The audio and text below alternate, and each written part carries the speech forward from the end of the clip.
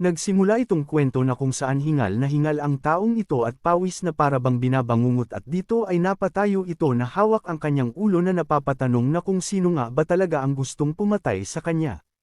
Ngunit nang mapansin niya ang kanyang paligid ay napatanong din siya na anong lugar ito. Bago ang mga pangyayari 1 minuto ang nakalipas siya nga pala siya ang ating bida isang malupit walang takot at matalino at welcome mga boss sa ating panibagong kwento. Dito sa mundo ng ating bida ay isang malaking kasiyahan ang nag-toast para sa pagkakaibigan. Sa mundo nito ay Linye ang pangalan ng ating bida at dito ay sinabi ng lalaki gayong nabalitaan niya raw na adik na si Master Linye sa Great Rivers and Lakes nitong mga nakaraang araw. Nakangiti na sumagot dito ang ating bida na kilala niyo na ako mahilig na talaga ako sa martial arts simula bata pa lang ako. Dagdag niya pa na bihira makahanap ng ganitong klaseng laro na sobrang lawak at parang totoong mundo talagang sulit subukan ngunit ang problema lang sobrang bagal ng updates gayong naubos niya na lahat ng available na kwento. Namangha ang lalaki dahil gaya daw ng inaasahan kay Young Master Lin pero huwag daw itong mag-alala inanunsyo na sa official website na ilalabas na ang ikatlong kwento sa susunod na buwan at pati na rin ang full immersion game helmet. May mga bulong-bulungan na ang helmet na ito ay parang hindi gawa ng panahong ito at kayang iparamdam sa gumagamit na parang pumasok sila sa ibang mundo. Sa ngayon kahit pre-order slot lang ay tinatansya na ng mga scalpers ng mahigit 20 milyon. Dahilan na magulat ang isa sa kanila at napasigaw dahil kalahati na raw ito ng kanyang allowance sa loob ng 6 na buwan at mukhang hindi nila agad ito mararanasan. Nakangiti na ipinitik ni Linye ang kanyang daliri at nang makita ay napasigaw ang mga ito sa gulat at napatanong na kung iyan ba ang full immersion game helmet. Inilapag ng babae ang game helmet sa harap ni Linye ngunit hindi pa rin dito makapaniwala ang kanyang mga kasama gayong hindi pa naman daw ito lumalabas sa merkado. At gaya nga raw ng inaasahan sa pamilyang Lin ang pinakamayaman sa Timog. Ang mga resources na kaya niyong gamitin ay hindi kayang pantayan ng aming mga simpleng pamilya at naiinggit daw talaga siya. Dagdag niya pa na kung pwede lang maipanganak ulit bilang miyembro ng pamilyang Lin wala na siyang ibang hihilingin pa. Napabugtong hininga dito si Linye at tumugon na kalahati lang ang tama niyo dyan. Sinabi niya na ang mga kuya ko ay sobrang busy sa negosyo ng pamilya halos wala ng pahinga saan sila kukuha ng oras para mag-enjoy. Sa isipan niya dahil ako lang ang bunsong anak sa labas at walang karapatang lumaban sa kapangyarihan kaya ko lang piniling mamuhay ng walang inaalala at maging isang useless playboy. Dito ay sinabihan sila ni Linye na tama na ang daldalan at hinawakan ang game helmet gayong hayaan daw niyang ipapakita niya dito sa mga ito ang mga bagong martial arts techniques na natutunan niya. Ngunit nagulat na lamang dito si Linye nang may isang boses ang nagsalita na mahal kong kapatid ang pag-iral mo pa rin ay isang banta sa huli kaya sana ay masaya ka sa kabilang mundo.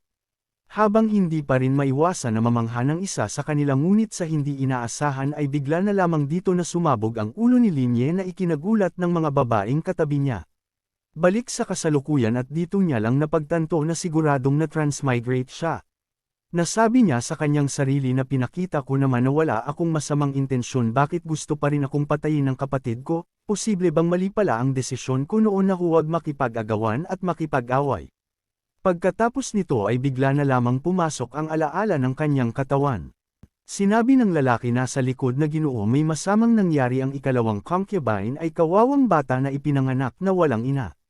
Sinasabi dito na sa buhay na ito ang pangalan niya ay Chu Shu. Ako ang anak sa labas ng Angkan Chu sa Tungzhou Prefecture Wei Commandery sa kaharian ng yan may 4 na anak ang Angkan Chu. Pangalawa ako sa pwesto pero dahil ang nanay ko ay isang simpleng concubine na namatay noong ipinanganak ako wala akong halaga sa pamilya. Ang dating ako ay mahina ang ugali at padalos-dalos at maaga akong kumampi sa labanan para sa mana at pumanig ako sa panganay na kapatid na si Chu Kai. Dahil dito nagalit ang ikatlong kapatid ko na may karapatan ding maging pinuno dahil dito ay nagpakana siya laban sa akin at naparusahan ako na ipadala para pamahalaan ang minahan ng Angkan Chu sa South Mountain. Dapat ay manatili ako doon ng 3 taon pero kamakailan ay nagpasya ang pamilya na pumili na ng susunod na tagapagmana. Kahit ako na anak sa labas at nagkamali noon may karapatan pa ring akong sumali kaya pinabalik ako agad sa bahay. Sa ngayon papunta na ako pabalik sa Angkan Chu. Sa ngayon tawagin na natin siya na si Chushu. Kinuha ng ating bida ang sandata sa kanyang tabi at napapaisip sa refleksyon ng salamin ng espada bakit parang pamilyar daw ang pangalang ni Chushu. Ngunit dito niya lamang napagtanto dahilan na mabitawan niya ang kanyang hawak na sandata dahil alam niya na kung sino ang katawan na pinasukan niya. Bago siya mapunta dito sa ikatlong kwento ng Great Rivers and Lakes na malapit nang ilabas ang pinakaimportanteng karakter doon ay ang panghuling kontrabida. Malapit na ang ikatlong kwento na ang pagdating ng Demon Lord na si Chushu. Si Demon Lord Chushu ay ipinanganak sa Angkanchu ng Tungjo Prefecture, Wei Commandery, Yan Kingdom. Matapos dumaan sa matinding pagsubok at problema sa pamilya nagbago ng malaki ang kanyang ugali at sa huli ay tinahak ang madilim na landas o ang demonic path. Sa dulo ng kwento muling itinatag ni Demon Lord Chushu ang makapangyarihang Kunlun Demon Cult na nawala noong 1,000 taon na ang nakararaan. Pinamunuan niya ang 4 na demon at nasakop ang buong mundo ng martial arts na kung saan ang apoy ng kadiliman ay umabot hanggang langit. Dahil dito ay napabugtong hininga ang ating bida na kung iiyak ba siya o tatawa sa tuwa. Ngunit nasabi niyang dibale na magiging makapangyarihan din ako sa mundo ng martial arts at hulaan ang magiging wakas nito. Ngunit napatanong din siya na hindi ba't ang tadhana ng lahat ng final boss sa mga laro ay matalo sa huli. Tadhana bang mabaigo? Sa refleksyon ng matalim na sandata ay isang nakakatakot na ngiti ang makikita sinasabi niyang sa nakaraang buhay niya ay ayaw niyang makipag-agawan at makipag-away at ang ending ay namatay siya ng malungkot.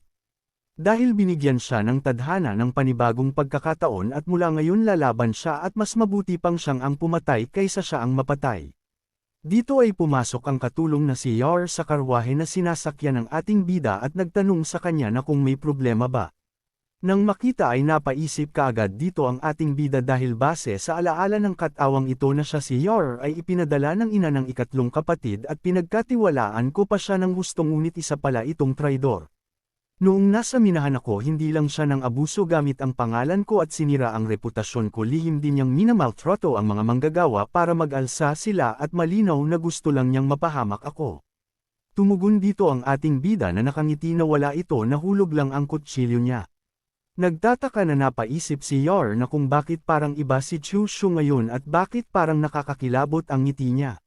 Dito ay nagsalita at kanyang ipinaalam sa kanyang young master na mahirap dumaan sa main road dahil sa ulan. Tumuloy na lang kaya sila sa maliit na daan papuntang Yuanbao Town dahil mas malapit doon. Tumugon sa kanya ang ating bida na gayong nabalitaan niya raw na ang daang iyon ay dumadaan sa gubat paibaba ng Shangmang Mountain at madalas daw doon may mga tulisan. Kaagad na sumagot si Yar na bulong-bulungan lang naman iyon at dito ay ipinakita niya ang kanyang nakakaakit na dibdib, at sinabi na maraming mga mangangalakal papuntang Tungjo ang dumadaan dyan, at tingnan daw naman siya matagal na silang nasa karwahe at pinawisan na siya ng gusto amoy araw na siya, at gusto niya lang makauwi agad para maligo at mapagsilbihan ito ng maayos. Ngunit dahil sa ibang tao na ngayon ang kanyang kaharap ay dito nagpakita naman ng nakakakilabot na ngiti ang ating bida. Tulad ng inaasahan ay hindi maiwasan na matakot ni Yar at habang hawak ng ating bida ang kanyang pisngi ay nasasaktan nga siya dito. At dito ay binitiwan siya ng ating bida at nagbiro na pumapayag na siya na dumaan sila sa Yuanbao Town. Tumalikod na din dito ang ating bida at kanyang sinabi na tungkol naman sa mga katulong ito na ang mag-ayos ng lahat gaya ng dati. Tumugon ito na oo ngunit sa kanyang isipan na akala niya may napansin na si Chushu at mukhang nag-aalala lang siya nang wala sa oras. Sa isip-isip ng ating bida siguradong may masamang balak si Yar sa pagpupumilit dumaan sa Yuanbao Town pero gagawin ko pa rin ito dahil may isang malaking pagkakataon na naghihintay sa akin doon. Sa bagong buhay na ito hindi ang pagiging future Demon Lord ang tunay kong kalamangan ang bentahe ko ay alam ko na ang buong kwento ng unang dalawang bersyon ng laro. At base sa timeline nasa simula pa lang tayo ng unang kwento at may mahigit 20 taon pa bago magsimula ang ikatlong kwento.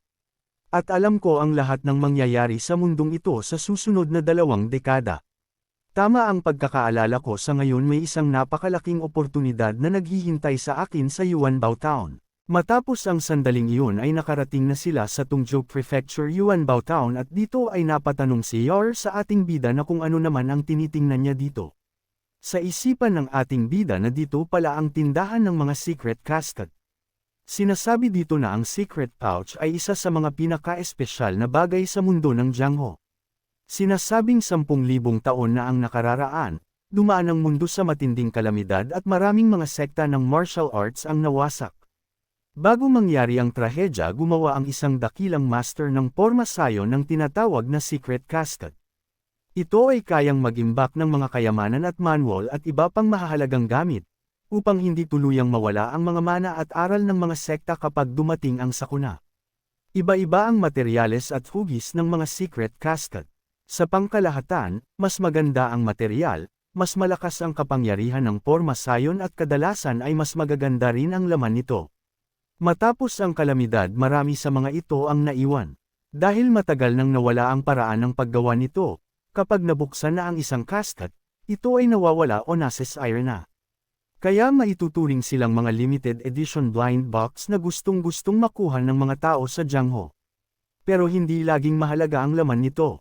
May mga naglalaman ng mga milagro o kayamanan, pero karamihan ay walang laman o kaya naman ay mga bagay na walang kwenta. Parang pagbunot lang sa loto o blind box, depende na lang talaga sa swerte kung ano ang makukuha mo. Dito ay pumasok sa loob ang ating bida at nagtanong sa shopkeeper o mga ngalakal na kayo lang ba ang nagbebenta ng secret casket dito sa Yuanbao Town? Bakit parang walang masyadong bumibili? Sumagot ito na syempre naman kahit ang pinakamurang casket ay nagkakahalaga na ng 10 taels ng pilak. Ang mga pumupunta rito ay karaniwang mga mahihirap na escort o gwardya lamang. Isang biyahe nga lang hindi pa sila kumikita ng ganyang kalaki, sino ba ang mga ngahas na isugal ang pera nila? Napalingon ang shopkeeper at natigilan at bigla na lamang niya ring sinabi na hindi ito kaya ng mga mahihirap pero kayang-kaya ito ng young master. Ang mga secret casket na ito ay galing sa mga guho sa kailaliman ng Southern Barbarian Mountains at sigurado akong patas ang presyo. Sa isipan ng ating bida, nakaka-rating ko lang sa mundong ito at kailangan ko agad ng matibay na teknik sa paglinang. Kahit na malaking ang angka ng pamilya Chu at may mga minana silang teknik, hindi naman pinahalagahan nila ang dating ako, walang resources, walang gumagabay at hindi man lang naturuan ng maayos. Kaya hanggang ngayon nasa pinakamababang antas pa rin ako ng martial arts, ang body tempering realm. Sa landas ng martial arts, kailangan munang lagpasan ang 3 antas ng pagpapalakas ng katawan. Ang body tempering realm ay pinatitibay ang buto at kalamnan, hinuhubog ang katawan para magkaroon ng pambihirang lakas. 99% ng mga mandirigma ay nasa antas na ito dahil kahit simpleng teknik lang ay kayang makarating dito. Mas mataas pa rito ang blood kong ilang realm at innate realm na maituturing ng mga tunay na eksperto. Sa kanyang naalaala, sa mga panahong ganito may isang utusan na bumili ng ordinaryong secret casket dito. Sa hindi inaasahan nakakuha siya ng napakagandang teknik at kalaunan ay nagtatag ng sariling sekta at naging isang grandmaster. Pero mukhang mura at mababa lang ang kalidad ng mga ito, ngunit talagang bang may pagkakataon dito? Gaya ng inaasahan ay isang lalaki ang dumating dito at nagsabi sa shopkeeper na bigyan daw siya ng 2 secret casket. Tinawag siyang Li Jing ng shopkeeper at sinabihan na hindi madali ang kumita bilang katulong sa pamilyang Liu at payo niya dito tigilan na nito ang pagsusugal. Pinapahalagahan ito ni Third Young Master Li at inilipat na ito mula sa kusina papunta sa caravan. Dagdag niya, pagamitin mo ang pera mo para makipagkaibigan sa mga namumuno at baka sakaling umangat ka rin. Tugon nito na kahit maging supervisor man ako, utusan pa rin ako. Pero kung makakakuha ako ng Peerless Divine Art mula sa secret casket, hindi ba't asenso ako agad? Sinabi ng shopkeeper na hindi ganoon kadali makakuha ng Peerless Divine Arts. Inilabas ng shopkeeper ang bagay at kunin niya na raw ito, ngunit ng kanyang namang kunin ito ay pinigilan ito ng ating bida at sinabi niyang kukunin niya lahat ito. Sa isip-isip niya siya ang katulong ng pamilyang Li at ito siguro yung Li Jing na nakakuha ng malaking pagkakataon dito sa Yuanbao Town at naging makapangyarihan kalaunan. Ibig sabihin nasa isa sa mga ito ang pinakamalakas na teknik at malaki ang tsansa na nasa 2 hawak ko ito. Sinabi ni Li Jing na young master, ako sana ang unang bibili nito, ngunit diin ng ating bida sa kanya na sabi ko gusto ko lahat ito, may tutol ka ba? Nagalit ito, sinabi niyang akala niyo ba madali lang apihin ako dahil isa lang akong katulong.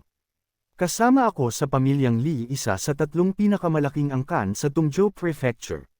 Sumagot na nakangiti ang ating bida, kanina lang sinabi mong ayaw mo nang maging katulong habang buhay pero ngayon ginagamit mo ang pangalan ng pamilya Lee para mang-api. Isang hamak na katulong lamang at gagamitin ang pangalan ng Lee para takutin ako, gayong isa daw itong malaking kalokohan. Sa sandaling ito ay pumasok ang bantay ng ating bida at naghahandang bumunot ng kanilang espada anumang oras kapag inuutos ng ating bida. Dahilan na manginig ang mga paa dito ni Li Jing at bumagsak sa sahig sa takot, sa isip-isip niya nasa body tempering realm lang ako. Hindi ko kayang labanan silang lahat. Nagsalita siya at nakiusap na baka pwedeng pag-usapan daw nila ito. Sa isipan ng ating bida dali-dali siyang sumuko, kaya pala kahit naging makapangyarihan siya masama pa rin ang ugali at kayang gumawa ng anumang kasamaan. Wala ka ng pag-asa. Dito ay inuutos niya sa 2 tauhan na kunin lahat ang mga item at makikitang nilimas nila ito. Sa isip-isip ni Li Jing na bakit parang mas masakit sa dibdib ito kaysa sa kahihiyan at parang may inagaw na napakahalagang bagay sa akin. Dagdag niya pa na nanggagalaiti sa galit na maghintay kayo, hindi pa ito tapos. Samantala sa panuluyin at narito ang ating bida upang tingnan ang kanyang nakuhang item. Sa sandaling ito ay kinuha niya ang isang item at pinatakan ng kanyang sariling dugo, matapos ito ay isang liwanag ang bamalat sa kanyang harapan. Sa kasunod ay hinati ito ng ating bida at sa loob nito ay makikita ang isang bagay na hindi pangkaraniwang na labis ikinagulat niya dahil kaagad niyang nakilala ang nasa loob nito. Nalaman niya na ito pala ang Taoist Secret Manual Innate Art, isang teknik na may 4 na turn. Nililinang nito ang innate truth, nagtatanggal ng sakit, binabalanse ang yin at yang, pinapatibay ang pundasyon at walang katapusan ang pagbabalik ng lakas. Kaya pala sobrang bilis umangat ni Li Jing sa kwento at naging pinakamalakas. Ang unang 3 turn ay sapat na para maging mana ng isang maliit na sekta. Karaniwang may 9 na turn ang mga teknik, una ang pinakamababa na ika-9 ang pinakamataas. Ang gitnang 3 turn ay itinuturing na kayamanan sa buong Jiangho at sapat para magtatag ng sariling sekta. Ang huling 3 turn ay hawak lang ng mga malalaking organisasyon, sobrang bihira at mahalaga. Mayroon pang 2 antas sa itaas ng Sham Supreme at Fearless, pero kahit ibigay sa akin ngayon hindi ko kayang linangin. Sa halip, ang innate art ay kayang linisin ang katawan at baguhin ang pundasyon, walang limitasyon sa edad, parang ginawa talaga para sa akin ito. Natuwa ang ating bida dahil sa teknik na ito may tsansa na siyang mabuhay at manalo sa labanan sa loob ng pamilya Chu. At sa ngayon marami pang natitirang secret casket at baka may iba pang sorpresa. Samantala sa Li family na kung saan pinuntahan ni Li Jing ang kanyang lord. Nagsalita si Li Tong, isang rank 7th na umupo daw ito at uminom, tatawagan niya ang may-ari at magpapatawag siya ng babae para sa kanya. Dito ay sinabi ni Li Jing na ninakawan ako kanina sa bayan at binanggit ko nga ang pangalan natin pero parang wala silang pakialam sa pamilyang Li. Tinanong siya ni Li Tong na kung may nanakit ba dito at kung ano ang nangyari. Dito ay ipinaliwanag ni Li Jing na kung ano ang nangyayari at sa sandaling iyon napaisip dito si Li Tong at saka nagsalita. Sinabi niyang huwag kang mag-alala, kahit katulong lang ito ng pamilya Li, hindi ito kung sino lang nakatulong, ipapaimbestigahan ko kung sino ba itong mga mayabang na ito. Makalipas ang kalahating oras ay dumating na dito ang inuutusan ni Li Tong, sinabi niyang nalaman na nila ang taong ito at galing sila sa Angkanchu. Napaisip si Li Tong, sinabi niyang medyo komplikado ito Li Jing, sa mundong ito importante ang pinanggalingan. Alam mo naman ang 3 pamilya dito, una ang Shen, pangalawa ang Chu, at kami ang pinakamahina. Kahit pa dumating mismo si Third Young Master Li, wala rin siyang magagawa, kaya't mabuti pang huwag na lang natin silang banggain. Sumagot si Li Jing na naintindihan niya, ngunit bakas pa rin sa kanyang mukha ang kanyang galit dito. Sinabi ni Li Tong sa tauhan na sandali lang at nagtanong na kung sino sa Chu family ang nandito. Tumugon ang tauhan na si Second Young Master Chu Shu. Nang marinig ay labis ang tuwa dito ni Li Tong dahil kaagad niyang nakilala ang pagkakailanlan ng ating bida at sinabi kay Li Jing na siya na ang bahala doon. Nagsaad si Li Jing na hindi ba't ito ang pangalawang anak ng Chu na walang silbi at kapangyarihan o proteksyon, dahil kung ganun naman pala kaya natin siyang kalabanin.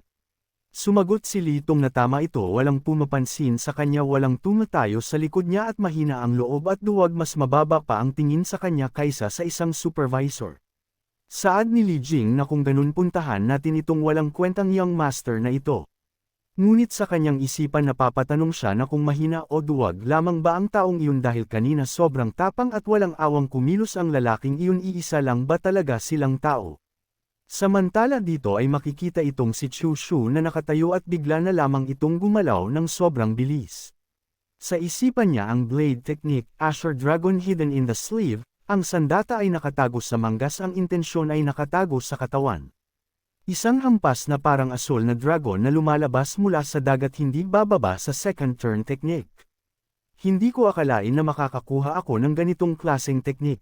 Madali lang itong matutunan, ng sekreto ay nasa isang malakas na welga. Madaling simulan pero mahirap masterin perpekto para sa kasalukuyan kong kalagayan. Sa kanyang kalagitnaan ng kanyang pagsasanay ay may kung sino na lamang dito ang tumawag sa kanya at pinapalabas siya nito. Nang makita ay ito nga sila Litong kasama ang kanyang mga tauhan na pinapalabas ang ating bida dahil ang tapang naman daw nito para gawin niya ito sa kanyang Li family. Dito ay napabulong si Li Jing sa kanya na nasa taas. Ito nagsaad si Litong na ang lakas ng loob nito at paano mo nagawang nakawin ang pag-aari ng pamilya namin. Ibigay mo ang secret casket na kinuha mo kay Li Jing at humingi ka ng tawad dahil kung hindi alam mo na ang mangyayari. Nakangiti na sumagot ang ating bida na kung paano kung tumanggi ako. Sumabat ang isang tauhan ni Litong na binibigyan na ito ng pagkakataon ni Master Li. Na humingi ng tawad, malaking bagay na ito, gayong kung hindi mo ito gagawin kasama ng mga tauhan mo hindi kayo makakalabas ng buhay ng Yuanbao Town ngayong araw. Sa sinabi niyang iyon ay bahagyang nainsulto sa kanya ang ating bida at mukhang nagpapatawa daw ito, at bigla na lamang itong gumalaw ng sobrang bilis gamit ang kanyang bagong natutunan na Blue Dragon Inside Slave, dahilan na manginig ang dalawang ito sa kanilang nakita, at sa isang iglap ay bumagsak ang katawan dito ng tauhan na wala ng buhay. Sinabihan sila ng ating bida na habang nagbabanta ng nakakakilabot na tingin na ayaw niya raw na binibigyan siya ng babala. Sa nakita ni Yar ay natakot ito na hindi makapaniwala na pumatay talaga ng tao si Chu Shu. Pawis na napasabi dito si Litong na paano daw ito ng ahas, ngunit nagulat ito nang humakbang ang ating bida papunta sa kanya at bigla na lamang itong sumulpot sa kanyang harapan. Dito ay sinabi ng ating bida na sa mga basura na katulad nyo, akala nyo ba kayang-kaya nyo akong guluhin at takotin? Hindi nyo talaga alam ang lugar nyo. Kahit na minamaliit ako ng angkanchu, ako pa rin ang ikalawang anak ng pamilya.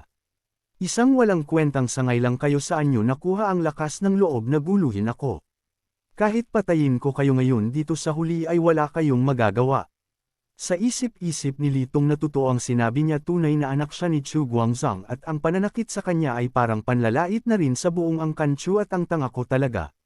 Dito ay pinaikot-ikot ng ating bida ang hawak niyang kutsilyo at ibinigay kay Litong na kanyang namang ipinagtataka. Sinabihan siya ng ating bida na kunin nito ang kutsilyo at hawakan. Kinuha ito ni Litong ngunit labis-labis ang panginginig dito ng kanyang kamay at sinabihan siya ng ating bida na hindi ba't gusto niyo akong guluhin kanina? Ngayon nasa kamay mo na ang patalim.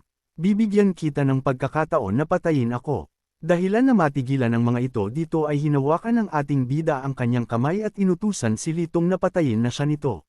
Sa mga mata ng ating bida ay makikita na seryoso talaga ito. Sa takot ni Litong na posibleng mangyari sa kanilang angkan ay natakot ito at kanyang sinabi na hindi ako nangangahas, patawarin niyo ako, nagkamali ako.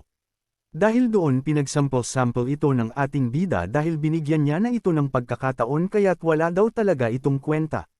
Kahit hawak mo na ang patalim wala kang lakas ng loob na pumatay, kaya saan mo nakuha ang tapang na guluhin ako? Kunin niyo ang katawan at umalis na kayo sa paningin ko. Sa nakita ulit dito ni Yar ay ramdam niya na ang takot kay Chu Shu at napapatanong na kung ito pa ba talaga yung dating si Chu Shu. Gaya ng sinabi ng ating bida ay umalis ang grupo ni Litong na dala ang katawan ng kanilang kasama habang may bahagyang galit pa rin sa kanyang mukha. Sa kanyang pagharap ay sinampal niya dito si Li Jing at sinisi sa dala nitong kapahamakan. Matapos ang pangyayaring iyon dito sa silid ng ating bida ay nagtanong si Gao Bei sa kanya na kung maaari niya bang itanong kung bakit siya ipinatawag. Sa isip-isip ng ating bida si Gao Bei ay pumasok sa angkanchu noong binata pa lang at puro mababang trabaho lang ang ginagawa, kaya walang nakakakilala sa kanya. Katamtaman lang ang talento niya. Halos 10 taon na siyang nag-aaral ng martial arts at ngayon lang nakaabot sa body tempering realm, pero sa kabila noon naging tapat naman siya. Nagsalita ang ating bida noong na-frame up ako at ipinadala sa minahan ng Nanshan, isinama ka rin doon para samahan ako. May hinanakit ka ba? Sumagot ito na wala akong ganyang iniisip gayong masaya na ako na magsilbi bilang bantay ni Second Young Master. Mahigit 10 taon ka na sa pamilya Chu, nagsisikap ka naman, pero nananatili ka lang isang katulong at 2 taels lang ang sweldo mo buwan-buwan. Yung mga kasabayan mo pumasok ay naging manager na, hindi ka ba naiinggit? Tumugon ito sa kanya na mahina kasi ako magsalita at medyo mabagal umintindi sa katunayan kontento na ako sa kung anong meron ako ngayon. Sinabi ng ating bida na mali ito hindi ka kontento. Kahit ang asong gala, kapag pinakain mo ng masarap ng 1 taon, hindi na yan babalik sa pagkain ng tira-tira. Kung ang aso ay ganyan, paano pa kaya ang tao? Walang taong tunay na nasisiyahan sa kung anong meron sila. Matagal mo na akong sinasamahan. Tandaan mo, kapag natalo ako, talo ka rin. Pero kapag umangat ako, angat ka rin. Naiintindihan mo ba? Napasigaw-sigaw B na sumagot na naiintindihan ko. Sinabi ng ating bida na hindi mo naiintindihan. 3% ang tadhana at 7 naman ang sariling sikap. Kung ano man ang gusto mo sa buhay kailangan mong isugal ang buhay mo para makuha ito. Tayong mga taong itinakwil na ng kapalaran kailangan nating lumaban gamit ang buong buhay natin kung gusto nating umasenso. Dagdag niya pa na dati wala ka man lang pagkakataon na makipagsapalaran. Ngayon ibibigay ko sa'yo yun. Pumunta ka sa bundok Xiangmang sa labas ng Yuanbao Town at hanapin mo ang pinuno ng mga bandido doon. Ibigay mo ang sulat na ito para sa kanya kapag nagawa mo. Ang premyo mo ay 100 taels ng pilak, at simula ngayon, isa ka na sa mga pinagkakatiwalaan ko. Napaisip si Gao Bei kung dati siguradong tatanggi ako. Pero pagkatapos ng nakita ko kay Young Master kanina, parang ibang tao na ito sa ngayon naniniwala ako dito at susugal ako kahit minsan lang dahil kung hindi wala na talagang pag-asa na magbago ang buhay ko. Dito ay kanyang sinabi na susundin ko ang iniuutos ni Young Master. Mabuti naman daw na kung ganun at sabay na inabot nito ang sulat sa kanya, sinabi ng ating bida kunin mo ang sulat at umalis ka na agad at tandaan mo walang dapat maging mali sa misyon na ito. Sa isip niya yar dahil nang ahas kang kalabanin ako, huwag kang magsumbat kung magiging malupit ako. Kinabukasan ay nagpatuloy sila sa kanilang pag-uwi at dito sa loob ng karwahe ay napatanong si Yar sa ating bida na kung nasaan si Gao Bei. Tumugon ito na uuwi na muna si Gao Bei sa Tongzhou Prefecture para i-report na malapit na tayo. Sa isip-isip ni Yar malapit na. Mali, hindi na kayo makakarating doon habang buhay. Dito ay bigla na lamang lumapit at nagtanong sa kanya ang ating bida na kung sa tingin mo kaya may makakasalubong tayo na mga tulisan. Dahil doon ay natakot si Yar saad niya huwag naman kayong magsabi ng malas at saka anak kayo ng Angkan Chu. Sino naman ang nangangahas na hamarang sa inyo dito? Tumugon ang ating bida na hindi mo masasabi gayong biglaan ang pagbabago ng panahon at dumarating ang sakuna ng walang paabi. Ang kalamidad ng kalikasan ay kayang iwasan pero ang kasamaan ng tao ay mahirap bantayan. Bahagyang natawa si Yar na sumagot na kung nagbibiro ba ang Young Master. Sumilip sa bintana ang ating bida at sa labas nito ay nasabi niyang kita mo nandito na sila. Sa kanilang daan ay makikita ang napakaraming bandito na humaharang sa kanilang daan. Sinabi ng namumuno na si Lian Laosan na bumaba ang mga ito. Bumaba sa karwahe ang ating bida at kung pera daw ang hanap ng mga ito mayroon akong ilang libong taels. Kayo na ang bahala sa lahat ng iyon at wala naman kaming ibang mahahalagang gamit dito bukod doon. Nagsaad si Lian Laosan na ilang libong taels ay malaking halaga na pero mas mahalaga pa ang buhay mo ngayon. Bata sabihin mo nga na kung paano mo gustong mamatay. Sumagot ang ating bida at bahagyang nakatingin kay Yar sa kasinabi niyang ang buhay ay nabibili ng pera. Dahil may nagbayad para kitilin ang buhay ko pwede rin naman akong magbayad para iligtas ito. Alam niyo kung sino ako at kung hindi niyo susundin ang utos na ito sa hinaharap kahit anong halaga ang hingin niyo ibibigay ko. Natawa ng bahagyang si Lian Laosan gayong sabi nila duwag daw ang ikalawang anak ng Chu pero mukhang matapang ka naman. Sayang lang mahalaga sa akin ang pangako ko at mas mabuti pang magpaalam ka na sa mundo. Sa likod nito ay labis ang tuwa ni Yar sa kanyang isipan na tamang desisyon na ipagawa ito kay Lian Laosan. Sa pagkilos niya siguradong hindi makakaligtas si Chu Shu ngayong araw.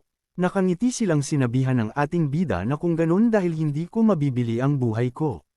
Ang buhay niyo na lang ang bibilhin ko. At mabilis itong umatake na ikinagulat naman dito ni Lian Laosan at sinabihan niya ang ating bida na kung nagpapakamatay na ba ito.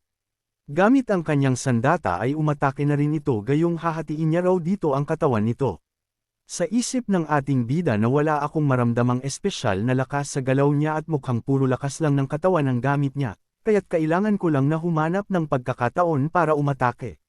Sa papalapit na atake ni Lian Laosan ay hinarang ito ng ating bida sa pamamagitan lamang ng kanyang kamao at hindi naman dito makapaniwala si Lian Laosan. Dito ay umatake ulit si Lian Laosan ng patagilid ngunit bahagyang lamang itong naiwasan ng ating bida ng payuko. Nagpatuloy sa pag-atake si Lian Laosan at bakas sa kanyang mukha ang inis nito dahil parang pinaglalaroan lamang siya ng ating bida at tinatakbuhan. At makikita ang mga kasamahan ni Lian Laosan ay natutuwa pa sila gayong napakaswerte daw nito dahil personal na nitong nakaharap ang kanilang boss. Ngunit sa di nila alam ay sobrang nahihirapan na ang kanilang boss sa kanyang isipan ay naiinis ito gayong hindi man lang niya matalo ang basurang gaya ng ating bida. Dito ay napasigaw na ito at sinabihan ang si Chu Shu na tumigil na ito sa pag-iwas at lumaban ito. Natuwa ang ating bida tulad daw ng kanyang inaasahan ay nawala na ang katinuan ni Lian Laosan at ito na daw ang pagkakataon niya na umatake. Gamit muli ang Blue Dragon inside the sleeve ng ating bida ay mabilis itong nakapunta sa harapan ni Litong. Ngunit ang kanyang ikinagulat ay bigla na lamang nahiwa ang kanyang mukha at isang mapanganib na ngiti ang ipinakita ng ating bida sa kanya. At isang atake ulit ang ginawa ng ating bida na tumama sa kanyang dibdib dahilan mapa-atras dito si Lian Laosan at ikinabahala naman ng kanyang mga tauhan. Sa kanyang isipan ay hindi ito makapaniwala sa nangyari dahil kung hindi daw siya umilag sa oras na iyon siguradong nadali na ang kanyang ulo. Sa isip-isip ng ating bida ay nanghihinayang siya dahil hindi niya masyadong nahasa ang Asher Dragon in the sleeve. Sa takot ni Lian Laosan ay pinagalaw niya na ang kanyang mga tauhan na umatake at patayin ang ating bida. Ngunit bago pa kumilos ang mga tauhan ni Lian Laosan ay natigilan sila nang may magsabi na kung gusto niyo pumatay dapat tinanong niyo muna ako. At sa kanilang likod ay isang ring bandido ang dumating na may dalang napakabigat na sandata at nakakatakot na presensya. At siya si Mako dito ay sinabi niyang nabalitaan ko na may malaking trabaho dito, totoo nga pala at bigyan din daw siya ng parte.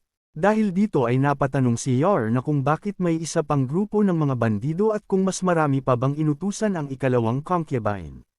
Sa kalagitnaan ng kagubatan ay magkakaharap ang grupo ni Lian Laosan at Mako, napatingin ang ating bida sa dumating na kung ang tao kayang ito ngunit hindi niya natapos ang kanyang iniisip. Dito ay nagsalita si Lian Laosan at tinanong si Mako na ano ba talaga ang gustong nito gayong teritoryo niya ito. Tumugon na nakangiti si Mako na gusto kitang patayin dahil hindi lang daw isa o dalawang beses mo nang ninanakaw ang trabaho ko kaya sa pagkakataong ito ay mamamatay ka. Kasabay nito ay isang napakabilis na galaw ang ginawa ni Mako na ikinabahala ni Lian Laosan at dahil sa may pinsala pa siya sa ating bida ay bahagyang niya lang na itaas ang kanyang sandata. Kaya't nang tumama ang atake ni Mako sa kanya ay hindi niya dito kinaya ang puwersa at nabitawan niya ang kanyang hawak na sandata. Sa kanyang isipan na malas talaga ang saka nakipaglaban si Mako sa kanya dahil dahado siya kaya't ang magagawa niya lamang sa ngayon ay ang tumakbo. Gayunpaman ay sinabihan siya ni Mako na huli na para tumakbo. Habang tumatakbo si Lian Laosan ay napapalinggan pa ito sa kanyang likod nang may naramdaman ngunit gaya ng sinabi ni Mako na huli na para tumakbo at sabay nito ay hinati nito ang kanyang katawan sa dalawa. At inutusan din ni Mako ang kanyang kasamahan na patayin nila lahat ang tumatakbo. Sa isip-isip ng ating bida na sa galaw ng lalaking ito na may maputlang mukha at ibang-iba siya sa naunang pinuno ng mga bandido na galing sa maling landas. Siya ay isang tunay na martial artist na galing sa lehitimong paaralan. Sa sandaling ito ay nagpasalamat ang ating bida kay Mako at nakangiti lang naman ito na sumagot sa kanya na kung hindi ba ito natatakot na baka ito rin ang isusunod niyang papatayin. Dumating si Gao Bei at sinabi niyang ito si Chief Man ng bundok Xiangmang na ipinahanap ng kanyang young master. Sinabi ng ating bida na matalino pala ito at dahil sa natanggap mo ang sulat ko alam mo siguro na kung papatayin mo ako ilang libong taels lang ang makukuha mo. Pero kung hindi mo ako papatayin makukuha mo ang mga dekalidad na mineral na ipinangako ko sa sulat. Mapapalitan mo na rin ang mga lumang sandata at kagamitan ng mga tauhan mo. Hindi ba halata kung alin ang mas maganda at sandaling ito ay napapaisip nga dito si Chief Ma.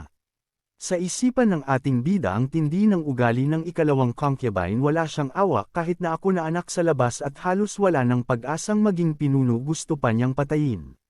Simula ng imungkahi ni Yar na dumaan sa maliit na daan alam ko na agad na binayaran niya ang mga bandido para ipapatay ako. Kung kaya niyang gumastos para ipapatay ako magagamit ko rin naman ang mga bandidong ito para protektahan ang sarili ko.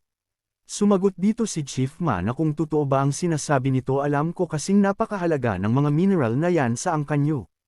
Handa mo talagang ibigay sa akin. Nakangiti na tumugon ang ating bida na gusto akong patayin ng mga tao sa loob ng pamilya bakit ko pa iingatan ang mga gamit nila. Ito ang aking warrant o pahintulot gamitin mo ito para makabili ng maraming minerals sa murang halaga at bilasan mo lang habang ako pa ang namamahala dyan. Kaya't napasabi na lamang dito si Chief Ma na ang gulo talaga ng mga pamilyang mayaman pero desidido ka talaga. Nagpaalam na sa pag-alis si Chief Ma at pahabol niya pa na kapag may ganitong magandang oportunidad ulit hanapin daw siya nito at dahil nagkakilala na sila bibigyan niya ito ng discount. Sa paglayo nila napaisip dito ang ating bida na isang bandidong may pinag-aralan sa martial arts. Alam ko na kung sino siya at ang swerte na manigaw nakahanap pa siya ng taong may ganitong klaseng pinagmulan. Matapos ito ay napalingon doon ang ating bida sa karwahe na kung saan nakasakay si Yar. Sa isipan ni Yar ay hindi ito makapaniwala na kung paano nagawang masugatan ni Chushu ang pinuno ng mga bandido at ang kanyang pang-ipinagtataka na kung bakit tinulungan si Chushu ng taong dumating kanina.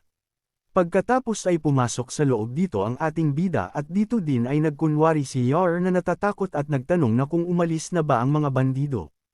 Nakangiti na sumagot ang ating bida na oo ngunit sa kanyang isipan na nagpapanggap pa rin ang babaeng ito. Dito nilapitan siya ng ating bida at tinanong na hindi ako namatay na didismaya ka ba, sumagot si Yar na natatakot na bakit naman siya madidismaya.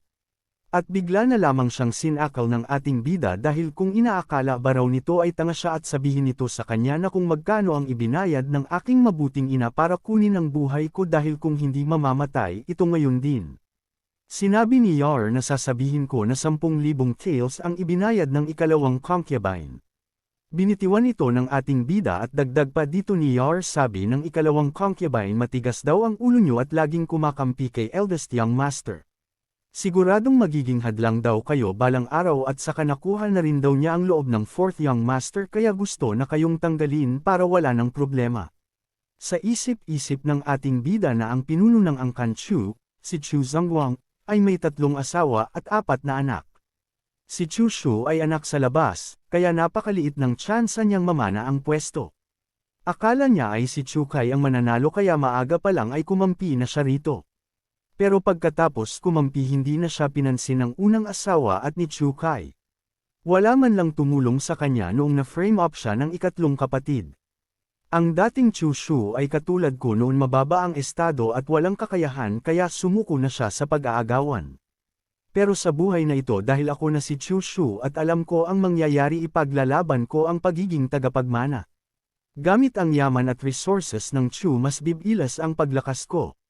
Dito ay tinanong siya ng ating bida na kung may ebidensya ba ito tungkol sa pakikipagsabwatan ng ikalawang concubine sa mga bandido. Sumagot si Yar na direktang nagpadala ng tauhan ang ikalawang concubine sa katunayan kinuha lang ng mga bandido ang pera at ginawa ang trabaho at walang itinanggi at walang iniwang ebidensya.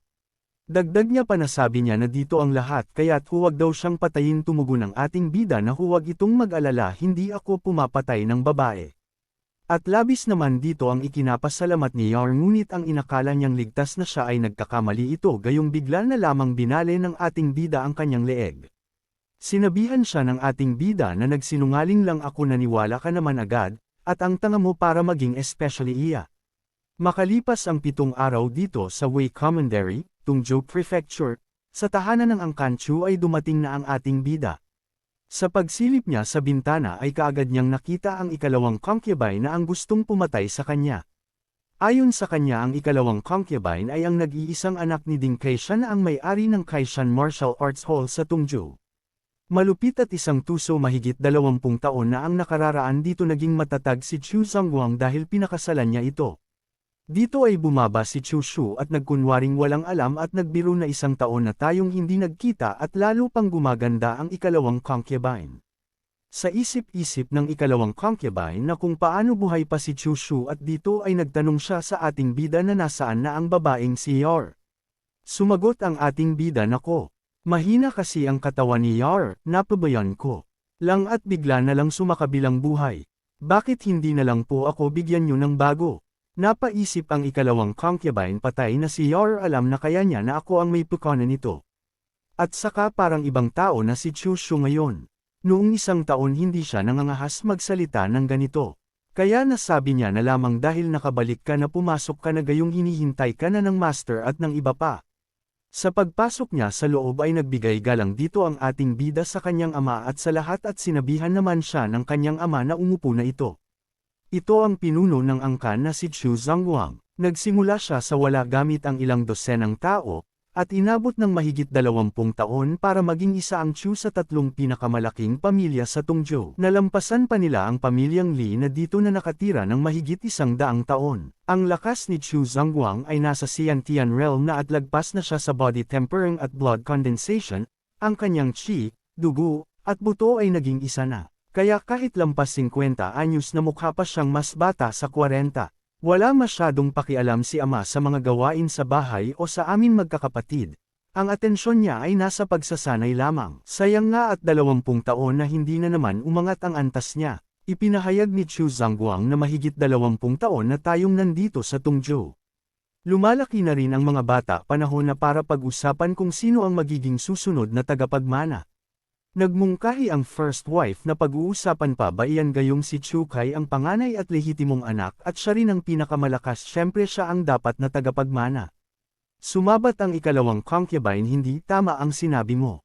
Hindi naman tayo hari at reyna na panganay lang ang pwedeng magmana. Nasa master ang desisyon dyan di ba third sister? Tumugon ang third wife na babae lang ako at walang alam at kung ano ang sabihin ng master susunod na lang kami. Nagpahayag ulit si Chu Zhangguang na may sarili akong plano sina Chu Kai, Chu Shu, Chu Sheng, at Chu Shang ay may kanya-kanyang hawak na negosyo. Sa loob ng 1 taon kung sino sa inyo ang may pinakamalaking pag-unlad at magaling ay siya ang magiging tagapagmana. Sang-ayon ba kayo dito? Tumugon ng sabay ang lahat na sumasang-ayon sila dito. Marami sa mga matatanda ng angkan ng Chu, bagamat may hawak na titulo ay hindi naman talaga nangangahas na suwayin ang kagustuhan ni Chu Zhangguang. Si Chu Kai at ang unang asawa ay parehong mayabang at mapagmataas minamaliit nila ang lahat at matapang pang sumalungat kay Chu Zhangguang. Ngunit dahil dito lalo lamang silang kinaiinisan sa huli. Ang ikalawang asawa naman ay tuso at mapagbalak at matamang nakabantay sa posisyon ng tagapagmana, ngunit ang kanyang anak na si Chu Sheng ay malayo ang kakayahan at hindi marunong magtago ng kahinaan. Ang ikatlong asawa ang pinakamatalino sa panlabas ay tila wala siyang pakialam at hindi nakikipag-agawan, ngunit dahil dito ay nakuha niya ang pagsinta ni Chu Zhangguang. Mas lalo namang gusto ni Chu Zhangguang ang ika-4 na anak na si Chu Shang. Ang pinakakakaiba ay si Chu Zhangguang mismo paulit-ulit niyang sinasabing naghahanap siya ng tagapagmana pero tila wala naman siyang pakialam dito. Nagsalita ang first wife hindi ako sang-ayon. Ang angkan namin ay angkan ng mandirigma ang susunod na pinuno ay dapat na nakabase sa lakas. Chu Shu hindi ba't tama ako? Sa kanyang isipan kampihan natin si Chu Shu. Kapag hindi siya sumang-ayon, magiging 2 laban sa 2 tayo. Kahit papabor si Chu Zhangguang kay Chu Shang, hindi niya pwedeng ipakita ng hayagan ito. Dito ay tumayo ang ating bida at kanyang sinabi na may dahilan siguro ang ama sa kanyang ginagawa kaya wala akong tutol dito. Naikagulat dito ang dalawa ng first wife dahil talagang nangangahas si Chu Shu na sumalungat sa kanya. Nagsalita si Chu Kai na kung alam ba daw nito ang kanyang sinasabi dahil binigyan niya ito ng pagkakataon. Sumagot ang ating bida na mali ba ang sundin ng utos ni ama. Sa kanilang pagtatalo ay pinigilan na ito ni Chu Zhangguang at ito na raw ang desisyon at wala nang dapat magtalo pa. Nagsaad ang ating bida dahil naitakda na ni ama ang mga patakaran hindi ba't dapat ay bigyan mo rin ako ng parte sa negosyo ng pamilya. Ang minahan sa nonsya na hawak ko ay napakaliit at wala nang pag-asang umunlad pa. Dahil dito ay napaisip si Chu Zhangguang na nagkaroon na rin pala ng ambisyon itong si Chu Shu. Nang marinig iyon ng tatlo ay nagulantang ang mga ito at hindi makapaniwala na gusto na rin pala ni Chushu agawin ang pwesto. Sumagot ang chief steward na bahagi rin ito ng negosyo ng ang kanyang master, huwag naman kayong samobra kung maaari. Dito ay pinalapit siya ng ating bida na dahil may sasabihin daw siya dito. Bumaba ang chief steward ngunit sa kanyang paglapit ay bigla na lamang itong binigyan ng suntok ng ating bida sa sikmura at bumulakta sa sahig. Ngunit hindi pa dito nakontento ang ating bida dahil pinagsisipa niya pa ang katawan ng chief steward hanggang sa magtalsikan ang dugo nito sa bunganga. Sa walang awa ng ating bida nang ilabot nga dito ang mga ito sa kanilang nakita. Upang na mapaisip dito ang second wife na baliw na ba talaga itong si Chushu. Dito ay napatayo na si Chu Zhangguang at sinabihan si Chushu na tumigil na at ano daw sa tingin nito ang kanyang ginagawa at kung may respeto pa ba ito sa kanyang ama. Kaagad naman nang hingi ng tawad dito ang ating bida, pahayag niya na hindi ko lang napigilan ang sarili kanina. May lakas ng loob manghimasok ang isang alipin habang nagsasalita ang amo. Isang taon lang ang lumipas ay naging ganito na kawalang galang ang Angkanchu. Ama, masyado kayong mabait. Dagdag pa ng ating bida na nakatingin sa walang malay na si Chief Steward na kung nasa minahan sa Nanshan ang isang basura na katulad mo matagal na kitang pinalabas at ginawang parol doon. Mabait si ama pero ako si Chushu ay hindi ganoon kadaling kausap. Sa isipan ni Chu Zhangguang hindi naman mali ang sinabi ni Chushu. Kahit kamag-anak ng first wife si Chief Steward, alipin pa rin naman siya. Mukhang dahil madalas akong nag-iisa at nagre-retiro na susobrahan na ang yabang ng mga tauhan dito. Dito ay nagsalita si Chu Zhangguang na hayaan na lamang ito pagmumultahin kita ng 3 buwang sahod para sa gamot at pagpapagaling ng Chief Steward. Sumagot ang ating bida na wala siyang pagtutol dito, ngunit ama, hindi ba pwedeng ipagkatiwala sa akin ang higit pa sa minahan? Kung hindi, ano naman ang saysay na pinabalik niyo pa ako dito bilang tagapagmana?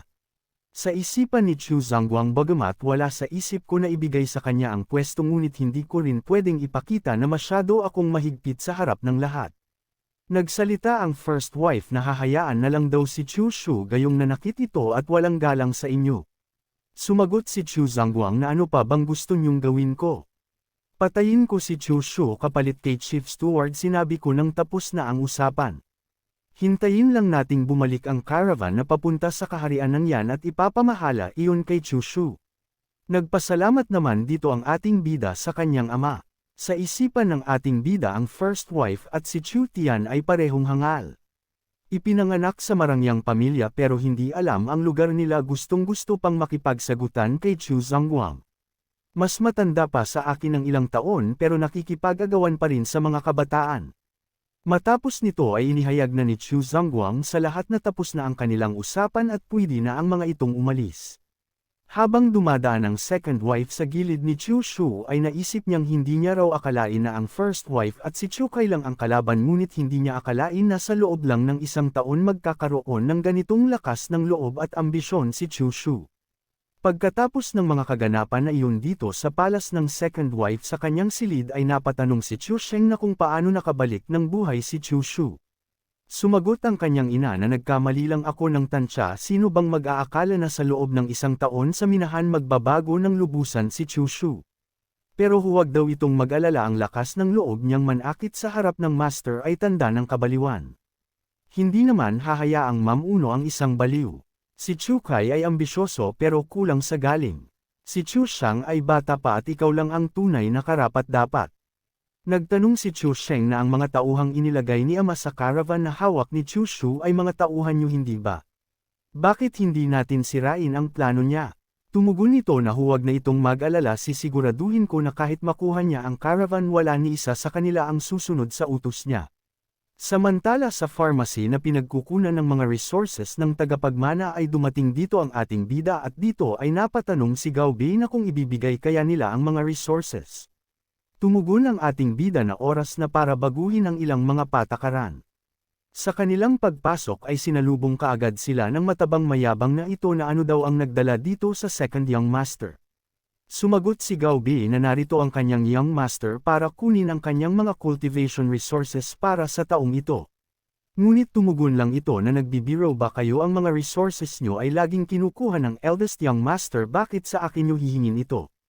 Sinabi ng ating bida at bakit mo ibinibigay sa kapatid ko ang para akin gayong-gayong wala naman akong inutos dito. Sumagot ito na kung may reklamo kayo sa kanya na lang sabihin huwag naman nyo ibunton sa akin ang galit nyo. Sa kanyang sinabi ay lumabas naman dito ang pagkabaliw ng ating bida at mabuti naman daw kung ganon.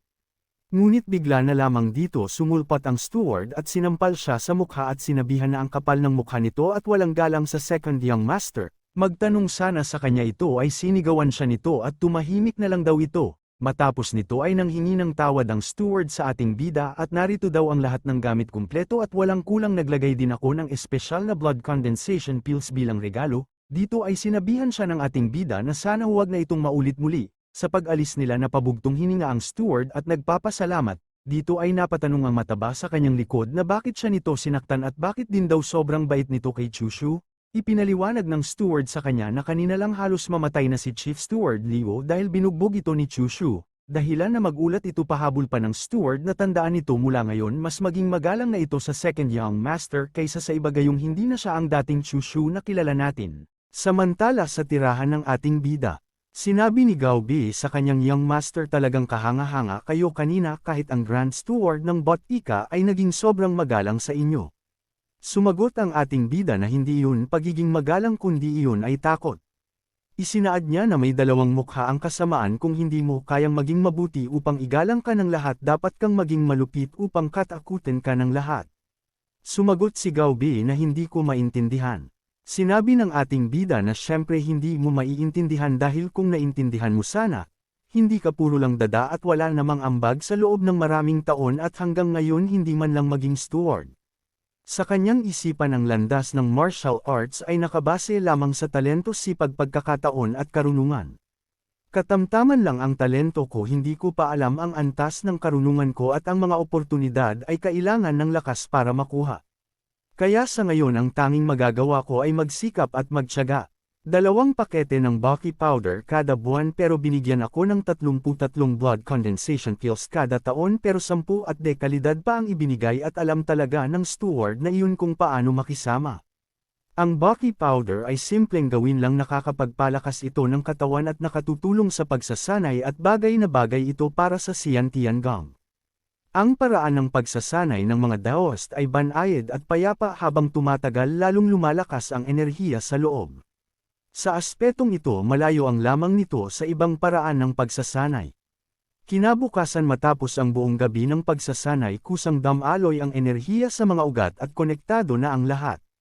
Nasa loob na ng katawan ko ang tunay na lakas ng Sian Tiangang. Hindi naman masama ang resulta at ang isusunod ko ay ang pag-ensayo sa espada. Ang kasanayan kong Blue Dragon inside the sleeve ay may porma pa lang pero kulang sa diwa at intensyon kaya kailangan kong ulit-ulitin ang pinakapayak na pagwasiwas hanggang sa maperpekto ko ito. Dito ay isang mabilis na galaw ang kanyang ginawa ng ating bida dahilan na magpatulputol ang mga posteng kahoy. Dumating si Gao Bi at sinabi na may narinig akong balita na ang mga steward na inatas ni Master sa caravan niyo ay pawang tauhan ng second wife. Sabi nila pagbalik ng caravan, balak daw nilang bigyan kayo ng aral at iparamdam sa inyo ang lugar nyo. Sumagot ang ating bida na hayagan nilang ikinakalat ang ganitong bagay. Sa kanyang isipan talagang hindi nila ako tinatrato ng seryoso ngunit sayang lang maling-mali ang akala nyo. Sa paningin ko ang mga taong hindi marunong sumunod ay wala nang pinagkaiba sa mga patay. Nagsalita ang ating bida at sinabi kay Gao Bi samahan daw siya bukas ng umaga sa Xiangmang Mountain dahil hahanapin nila ang pinuno ng mga bandido na si Mako. Tinanong siya ng ating bida na bakit ito natatakot hindi naman kumakain ng tao ang mga bandido at higit sa lahat siya ang magiging pinakamalaki nilang kakampi. Matapos ang sandaling iyon dito ay nakaharap muli sina Chief Ma at ang ating bida. Ipinahayag niyang may pag-uusapan sana akong mahalaga pwede bang paalisin muna natin ang mga tauhan mo. Sumagot si Chief Ma na hindi na kailangan mga kapatid ko ang mga ito at kasama ko sa hirap at ginhawa at wala tayong itatago sa kanila. Kung gayon sasabihin ko na ng diretso. Gusto kong makausap ang nasa likod niyo alam ko na hindi kayo simpleng mga bandido lamang. Napangiti si Chief Ma na kung nagbibiro ba raw ito kung hindi bandido ang itsura ko ano pa ako. Dito ay sinabi ng ating bida na isa kayong giant bandit ang mga 36 na higanteng bandido ng Hilaga. Upang na magulat ang tatlo at mukhang tama nga ang sinabi ng ating bida. Dahilan ay kaagad na lamang bumunot ng espada si Chief Ma at umatake sa ating bida. Ngunit bahagyang lang ito na naiwasan ng ating bida gamit ang Blue Dragon inside the sleeve. At lumitaw sa harap ni Chief Ma habang nakatutok ang kutsilyo ng ating bida sa kanyang leeg. Sinabihan siya ng ating bida na pakisabi sa kasamahan nito na huminahon dahil kung may balak man akong gumawa ng gulo, kahit na wala sa sakop ng northern yan ang lugar na ito, kapag naglabas ng utos ang hukuman matagal na kayong nahuli at naparusahan. Napatanong si Chief Ma na kung paano daw nito nalaman ang pinagmulan nila. Sumagot ang ating bida na isip ko lang ang estilo ng inyong martial arts ay formal at disiplinado ang inyong hukbo. Dagdag pa rito na banggit niyo ang salitang Killian. Kaya bukod sa Killian Iron Cavalry ng 36 na giant bandit wala na akong maisip na iba. Dahilan dito ay napasabi si Chief Ma na lintik ako pala ang nagsalita ng hindi nag-iingat. Sa isipan ng ating bida pero ang tunay na nagpatunay sa akin ay ang alam kong kwento ng nangyari. Ilang dekada ang nakararaan nagkagulo ang buong northern yan. Lumabas ang mga bandidong ito at matapang pang ninakawan ang mismong palasyo ng hari. Ngunit nang lumaon muling lumakas ang northern yan at nakipag-alyansa sa malaking angkan na Extreme North Floating Snow City upang wasakin sila ng tuluyan. Karamihan sa mga pinuno ay namatay o napulay at hindi na muling nakabangon. Sa kwento may nabalitang mga natirang miyembro nila na nagtago sa Way Commandery. Binitiwan ng ating bida ang kanyang kutsilyo at saka sinabi na ngayon alam na ni Chief Ma ang sinseridad ko. Napatanong si Chief Ma na ano ba talagang gusto mong ipagpalat sa boss namin at sabihin mo na sa akin dahil pareho lang iyon. Sinabihan siya ng ating bida na alam ko kung nasaan ang inyong pinuno ang aired-faced Heavenly King na si Pang Hu. Sapat na ba ang impormasyong ito para makipagtransaksyon? Upang na mapasabi si Chief Ma na alam mo talaga kung nasaan ang Great Chieftain at kung hindi ba ito nagsisinungaling.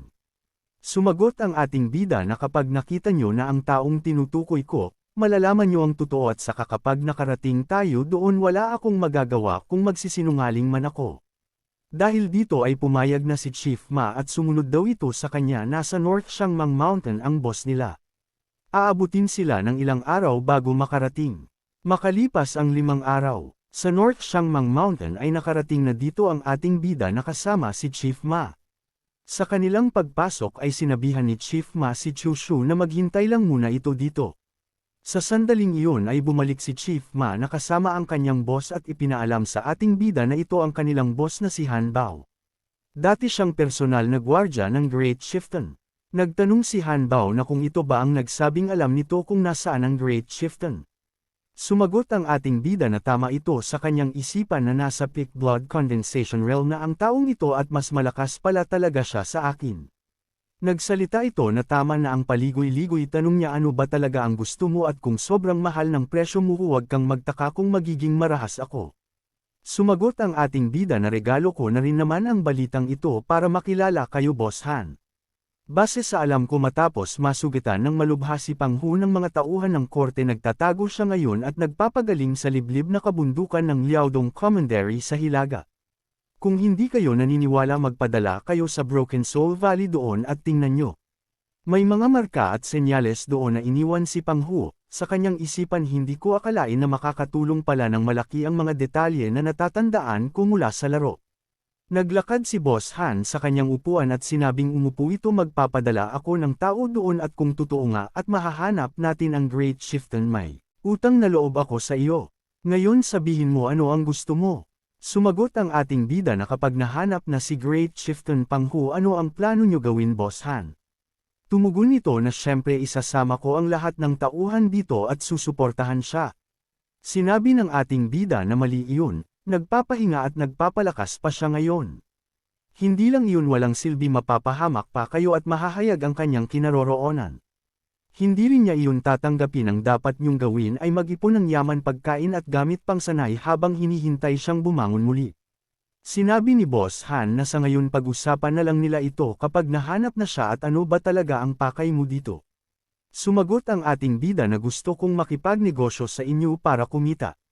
Napangiti si Boss Han Bao at nasabi na magandang balita ito ipaliwanag mo ng detalyado. Maraming bandido dito sa Siangmang Mountain na laging nananakawan at pumapatay para sa pera. Kaya naman mas pinipili na ng mga caravan na dumaan sa mahahabang daan o magdala ng maraming bantay. Unti-unti nang nauubos ang kita nyo at kung tama ba ako, sumagot si Boss Han na tama ka kaya ano ang dapat gawin. Ipinaliwanag ng ating bida na walang magagawa kung walang batas at kung wala pang batas tayo ang gagawa. Kapag nagbabayad ng buwis ang mga caravan, sisiguraduhin naming ligtas silang makakatawid. Dapat pareho tayong makikinabang, katanungan ni Boss Han pero hindi ba't magiging kaaway ko ang lahat ng bandido sa bundok kapag ginawa ko iyon? Sinabi ng ating bida na isang boses lang ang kailangan dito sa bundok at kung wala bang tiwala sa sarili si Boss Han na kaya niyang supalan ang mga walang kwentang ito, sumagot si Boss Han na syempre kaya ko kung hindi lang dahil gumagaling pa ako sa sugat matagal ko nang tinapos ang mga basurang iyon. Natigilan at napaisip dito ang ating bida dahil hindi niya inakala na isang Zuanshan expert pala talaga ito dati at mali ang tansya niya kay Boss Han. Nagtanong si Boss Han na tinawag na bata ang ating bida at tinanong na kung ano ba talaga ang gusto nitong kapalit. Sumagot ang ating bida na simple lang may caravan din ako sa ilalim ng Angkanchu at gusto ko na ligtas silang nakakapasok at lumalabas dito ng walang hadlang. At isa pa gusto ko na tutulungan nyo akong pumatay ng mga tao. Napangiti si Boss Han na tumugon na ang una ay madali lang pero ang pangalawa gusto mong gamitin ako bilang mersenaryo. Hindi sapat ang impormasyon na ito. Sumagot ang ating bida na syempre naman higit pa doon ang maibibigay ko. Sasabihan ko kayo ng maaga kung kailan dadaan ang mga caravan. Para sigurado kayong may aanihin at hindi masayang ang oras nyo. Dahil dito ay napatawa si Boss Han Bao at kanyang sinabi na mukhang maganda nga ang alok mo. Sinabi ng ating bida na siya nga pala may ipapadala akong impormasyon tungkol sa isang caravan ng pamilyang Chu at regalo ko na iyon sa inyo bilang pasalubong. Napatanong si Boss Han na nanakawan ang sarili ninyong caravan anong ibig sabihin nito. Sinabihan siya ng ating bida na caravan iyon ng Angkanchu at hindi caravan ko. Natuwa na napasabi dito si Boss Han na mabuti naman na kung ganun sa kanyang isipan pagdating sa kalupitan, hindi talaga tayo kakampi sa mga anak ng mayayaman at makapangyarihan grabe talaga silang manakit kahit kapwa nila pa. Tumayo ang ating bida at nagpahayag na masaya siyang nakipagtransaksyon kay Boss Han kapag may balita magpapadala ako ng kalapati dito. Matapos ang kaganapan na iyon balik sa Tungzhou Prefecture sa Chu family dito ay abala ang lahat sa kanilang kargamento. At dito ay dumating ang ating bida na kasama si Gao Bei at nagtanong na kung sino ang nagsabing aalis na ang mga ito. Kaagad na lumapit si Zhang Quan isang katiwala ng caravan nagpakilala sa ating bida tinanong siya ni Chu Shu na sino ang namumuno sa caravan na ito ngayon. Sumagot si Zhang Quan sa inyo ito nakatalaga young master. Kung sa kanya ito nakatalaga sino ang nagbigay ng pahintulot na magkarga at umalis na lang.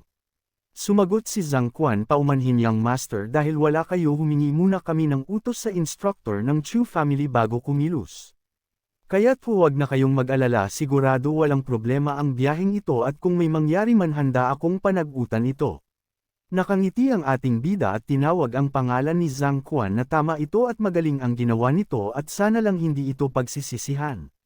Sumagot si Zhang Quan na salamat sa papuri young master at hinding-hindi ako magsisisi. Ngunit sa kanyang isipan na din naman ako bago dito ilang beses ko na itong ginawa at anong problema ang pwedeng mangyari at ano din daw ang pagsisisi ang pinagsasabi nito. Naglakad na ang ating bida at dagdag pa niya rito na kung ganun good luck na lamang sa inyo. Sa pag-alis nila Zhang Quan ay inutusan niya si Gao Bei na ipaalam kay Han Bao at sa mga tauhan niya ang ruta at oras ng pag-alis ng caravan. Matapos ito ay makikita ang grupo ni Zhang Quan na binabaybay ang kagubatan. Dito ay nagsalita ang kanyang kasama na sobrang kinainisan ka na ng second young master balita ko iba na siya simula noong umuwi galing sa minahan. Sumagot si Zhang Quan na syempre alam ko ito pero tandaan mo tauhan tayo ng ikatlong young master. Tanong ng kanyang kasama na kung hindi ba ito takot na parusahan sila ng ikalawang young master.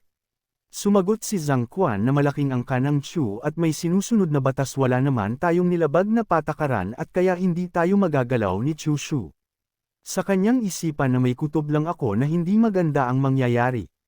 Nagpahayag sa lahat si Zhang Quan na tandaan daw nilang lahat kapag inatake sila ng mga bandido bitawan nyo agad ang gamit gayong buhay ang mahalaga kaysa sa lahat. Dito ay naabutan na sila ng gabi ay sinabi ni Zhang Quan na maglakad pa sila ng kaunti at may malaking kuweba sa unahan at doon na sila magpapahinga. Ngunit sa hindi inaasahan ay isang bandito ang nagsalitaan hindi na kailangang lumayo pa kung magpapahinga lang pala at dito na raw ang mga itong magpahinga hanggang sa gusto nila. Kaagad namang nakilala ni Zhang Quan ang boses na iyon at napasigaw na may mga bandido. At gaya ng kanyang sinabi na kapag may nakasalubong sila ng mga bandido ay tumakbo na sila at nag-uunahan nga ang mga ito sa pagtakbo. Ngunit sa kanilang harapan nandoon na si Chief Ma at nagtanong na kung saan kayo pupunta. Kahit natatakot ay nagtanong pa rin si Zhang Quan na talagang nakapaghanda kayo. Sumagot si Chief Ma na tama ito gayong ipinapadala ni Young Master Chu Shu ang mensaheng ito. Dagdag pa rito ni Chief Ma na mag-ingat ka sa iyong paglalakbay sa kabilang buhay. Kaya napasabi na lamang dito si Zhang Quan na kung ganoon gawa ito ng ikalawang Young Master. Dito mabilis na kumilos si Chief Ma upang patayin si Zhang Quan kaya't nagulat na lamang ito nang mamalayan niyang malapit na sa kanyang leeg ang espada ni Chief Ma. Sa sandaling iyon nakabulagta na ang katawan ni Zhang Quan na wala ng buhay. Sinabihan ni Chief Ma ang kanyang mga kapatid na buksan ang caravan at tingnan nila kung gaano kaganda ang regalo sa kanila ni Young Master Chu Shu.